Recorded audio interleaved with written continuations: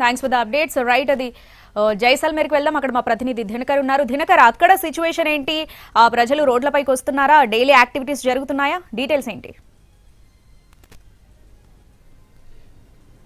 జైసల్మేర్లో blackout ఎత్తివేశారు. ప్రస్తుతం సాధారణ స్థితికి చేరుకుంది. ఈరోజు సాయంత్రం 6 గంటల వరకు తదుపరి ఆదేశాలు ఇచ్చేంత వరకు కూడా జనం తమ తమ పనులు కానిచ్చుకొని ఇళ్లలోకి చేరుకోవాలని చెప్పి ఇక్కడ జిల్లా పోలీస్ అధికారులు, ఆ తర్వాత భారత ఆర్మీ కూడా స్పష్టమైనటువంటి సంకేతాలు ఇచ్చింది. జనజీవన స్రవంతి స్టార్ట్ అయినటువంటి పరిస్థితి ఉంది. ప్రస్తుతం మనం చూస్తున్నాం జైసల్మేర్ బార్మేర్ బార్డర్ మధ్యలో మనం ఉన్నాం.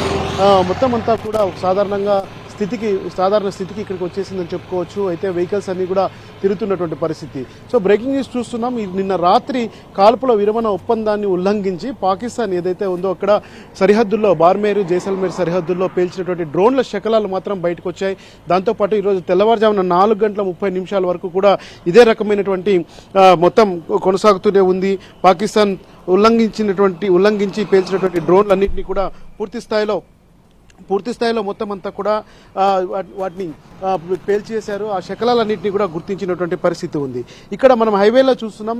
మొత్తం జైసల్మేర్కి సంబంధించినటువంటి ఈ 2 లక్షల పాపులేషన్ ఉన్నటువంటి ఈ టూరిస్ట్ ప్లేస్లో మార్నింగ్ 9 గంటల నుంచే ఓపెన్ చేసుకుని సాయంత్రం 6 గంటల వరకు క్లోజ్ చేయాలని చెప్పి కూడా వారు చెప్పినటువంటి పరిస్థితి ఉంది.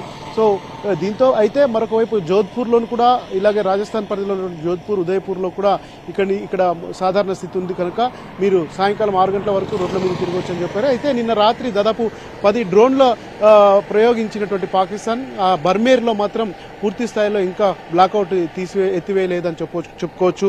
ఎందుకంటే అక్కడ పూర్తిగా ఇంకా కొనసాగుతున్నటువంటి పరిస్థితి ఉంది.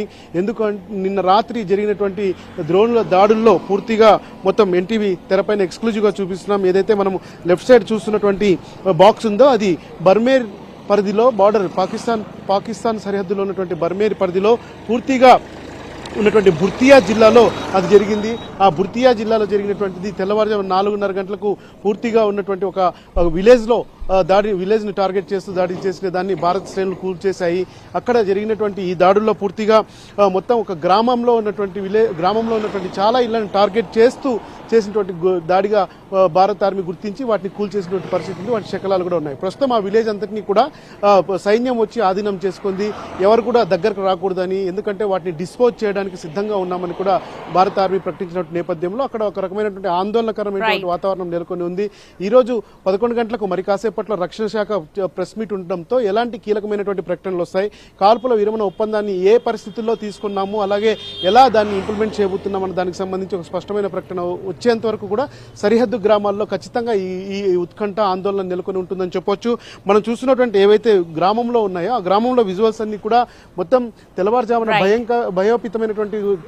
భయోపితమైనటువంటి కారణాలకు దారితీసింది. ఆ విలేజ్ లో కూడా 4:30 ప్రాంతంలో అక్కడ శకలాలన్నీ భారీ శబ్దాలు చేస్తూ పేలడంతో ఆ గ్రామ ప్రజల ఆందోళనలో ఉన్నటువంటి పరిస్థితి. సో ఈ బర్మేర్ పరిధిలో బార్డర్ సరిహద్దులో ఉన్నటువంటి బుర్తియా జిల్లాలోనే ఇలా జరగడంతో ఈ రోజు కూడా మరింత అక్కడ ఆంక్షలు విధించే అవకాశం ఉంది. ఎవరు కూడా బయటికి రావద్దని స్పష్టంగా చెప్పడంతో అక్కడ పూర్తి స్థాయి ఆందోళన నెలకొన్నటువంటి పరిస్థితి మొత్తం నెలకొని ఉందని చెప్పొచ్చు. అయితే ఇక్కడ జైసల్మేర్ తో పాటు నిన్న భారత్ ప్రయోగించినటువంటి జైసల్మేర్ ఒక సూపర్ సోనిక్ విమానాన్ని ప్రయోగించింది. జైసల్మేర్ బేస్ క్యాంప్ నుంచే ప్రయోగించారని కూడా మనకు వస్తున్నటువంటి వార్తలు. ఖచ్చితంగా భారత్ వాయుసేనకి కేర్ ఆఫ్ అడ్రస్ గా ఉన్నటువంటి జైసల్మేర్ జోధ్పూర్ ఎయిర్ బేస్ క్యాంపుల నుంచి కూడా నిన్న రాత్రి కూడా వెళ్ళినటువంటి పరిస్థితి ఉంది. సో భారత ఆర్మీ అలర్ట్ గా ఉంది. ఒకవేళ ఈ రోజు కేంద్ర ప్రభుత్వం సాయంత్రం